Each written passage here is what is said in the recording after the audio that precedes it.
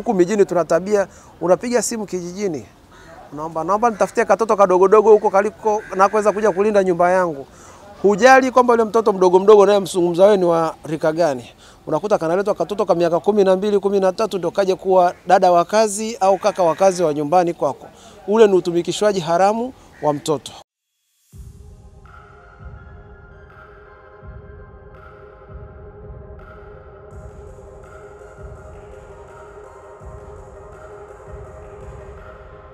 Mimi kwa jina naitwa Gerard Hurumasoka, ni baba mlezi wa makao ya watoto wetu Tanzania yaliopo jijini Dar es Salaam, Goba Road.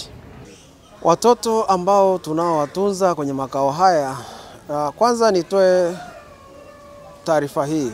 Makao mengi ya watoto sasa hivi hatuiti makao ya watoto yatima, bali ni makao ya watoto wenye uhitaji maalum. Kwa nini? Kuna watoto ambao wazazi wao wapo lakini wana changamoto mbalimbali. Kuna watoto ambao labda familia zilikuwa zijajiandaa kupokea mtoto au changamoto mbalimbali za kifamilia. Kwa hiyo ustawi wanavyoona yule mtoto hana ustawi bora wa afya yake na maisha yake, usalama wa yule mtoto huko hatarini, basi wanamuokoa na wanampeleka katika nyumba hizi za kulelea watoto ili mtoto aweze kupata mahitaji yake na kuendelea. Ikiwemo watoto familia ambazo zina magomvi ya mara kwa mara, familia ambazo zimedumbukia kwenye dimbwi la ulevi wa aina mbalimbali wa kupindukia, wa kutokujali, wale watoto wanaokolewa, wanaletwa mazingira haya ili waweze kupata huduma. Pia kuna kundi lingine la usafirishwaji haramu wa watoto, wanaosafirishwa kutoka upande mmoja kwenda upande mwingine. Pia hawa wanaosafirishwa hivi linaingia na kundi lingine kati yao, wale wanaotumikishwa katika kazi za majumbani, katika kazi za madukani, kwenye maduka ya watu, hata kwenye migodi na kwenye mashamba. Kwa hiyo unakuta watoto wale inavyobainika wanaokolewa na ustawi. Mfano kama huku mijini tuna tabia, unapiga simu kijijini, naomba nitafutie katoto kadogodogo huko kaliko na kuweza kuja kulinda nyumba yangu. Hujali kwamba yule mtoto mdogo naye mzungumza wewe ni wa rika gani. Unakuta kanaletwa katoto ka miaka 12, 13 ndio kaje kuwa dada wa kazi au kaka wa kazi wa nyumbani kwako. Ule ni utumikishwaji haramu wa mtoto. Kwa hiyo wale watoto ustawi wanavyobaini kuna mtoto ambaye ameletwa kufanya kazi katika familia fulani, wanavyomuokoa yule mtoto, wanampeleka kwenye nyumba hizi za malezi ili aanze kupata huduma na kuwasiliana na familia ndio warudishe makwao. Kwa hiyo tuna watoto wa aina hiyo. Pia tuna watoto waliopitia unyanyasaji wa kijinsia au ukatili wa kijinsia, ukiwemo ukatili wa kingono kwa makundi yote. Sasa hao wanafanywa huduma mbalimbali pamoja na kufanywa na wale wahusika waliowafanyia ukatili huo. Wakisha hukumiwa ndipo na wao sasa huweza watoto kubaki hapa wakipata huduma kwa muda mrefu ili waweze kukaa sawa kiafya ya kimwili na hata kisaikolojia. Sehemu kubwa ya watoto wengi wanaoingia mara kwa mara ni hao wenye usafirishwaji haramu. Ndio wanaweza kuingia mara kwa mara sana, na ndio kundi ambalo linapata changamoto sana. Na baada ya kundi hilo lingine linalofuata ni hili ambalo linalopitia changamoto za kimalezi, magomvi ya baba na mama, magomvi ya kutengana wazazi, magomvi ya kimalezi. Hilo ndio kundi la pili ambalo linaloongoza pia kwenye makao. Wito wangu kwa jamii, la kwanza ni kupenda kushauri vijana hasa sasa hivi wanaoingia kwenye uhusiano wa kimapenzi au kwenye ndoa. Kwanza wafikirie kuna kiumbe kinaweza kupatikana katikati yao ambacho wanawezekana hawakukiwekea malengo sahihi. Kwa hiyo kuweka malengo kwanza kabla ya kufikia hatua hiyo ya kukutana au kufikia hatua ya kufunga ndoa au ya kuoana, kwa sababu wanapooana pasipokuwa na malengo ya kufikiria kuna tokeo la ndoa ni watoto, wanaanza kuwanyanyasa watoto, kutokuwazingatia mahitaji yao ya msingi, na tatizo hilo ndilo linalotokea watoto kutelekeza watoto.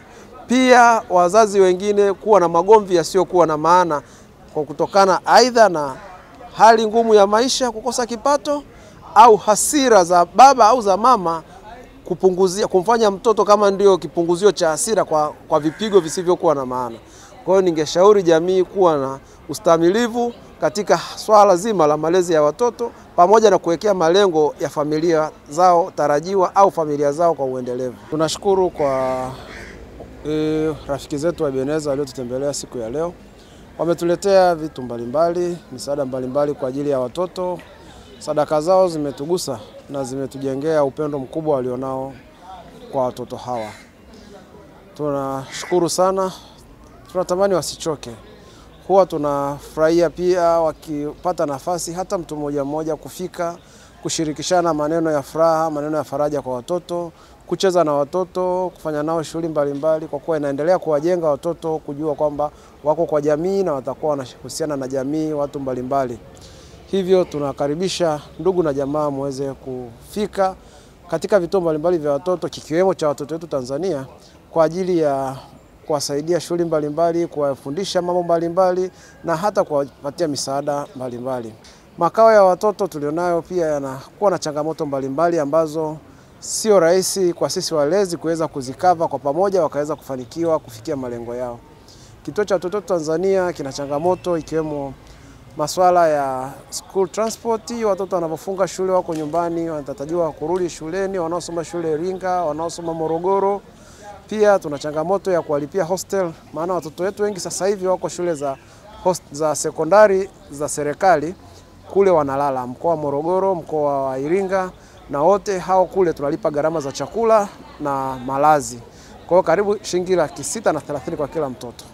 Kwa hiyo tungeomba Samaria Wema mnaweza kujitokeza kuwasaidia watoto kupata elimu yao bora, na hata upande wa nauli ni takriban karibu 2.5 milioni inayohitajika kwa ajili ya nauli zao za kuwarudisha mikoani humo kuendelea na masomo yao sekondari. Pia watoto walioko makaoni hapa wanakuwa na uhitaji mengine, masuala ya uniform, vifaa vya shule, mabegi ya shule, viatu vya shule. Hivyo tunakaribisha wadau waweze kutusapoti. Tunakuwa na changamoto pia ya masuala ya nishati mbalimbali ikiwemo nishati ya kupikia, gesi na kuni. Tunapata changamoto ya bili za maji na bili na kununua luku pia. Hivyo wadau mbalimbali tunawakaribisha katika kutusaidia katika upande huo mahitaji hayo, ili watoto waweze kupata huduma rafiki na pendwa kwa ajili ya kuwaendeleza. Kwa kuwa lengo letu la makao haya ya watoto, tunapenda zaidi kusema tunaokoa, tunamlinda na tunamtunza na baadaye tunamuendeleza.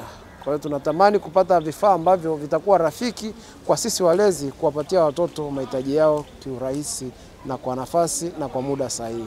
Kwa anayetamani kuchangia, tuna namba ya Tigo Pesa ya 0677 04 86 52 0677 04 86 52, na hii jina linaweza kutoka Watoto Wetu Tanzania, au kitokea kwenye mtandao mwingine kuingia kuna changamoto kidogo kalitokea, kwa hiyo natokea jina la Adam Kamba.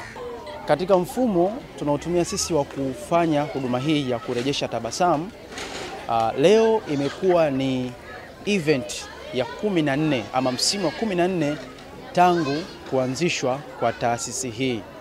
Na katika siku hii ya leo event yetu imeanzia pale katika gereza la watoto lililopo Upanga jijini Dar es Salaam. Tumekwenda pale na kuwaona wale watoto tukiamini ya kwamba wao pia wana haja ya kutiwa moyo, kwa sababu hali wanayoipitia ni ya muda tu, bado Mungu anawapenda. Lakini pia baada ya kutoka pale tukaongozana pamoja na wanafamilia wote, tumekuja hapa katika kituo hiki.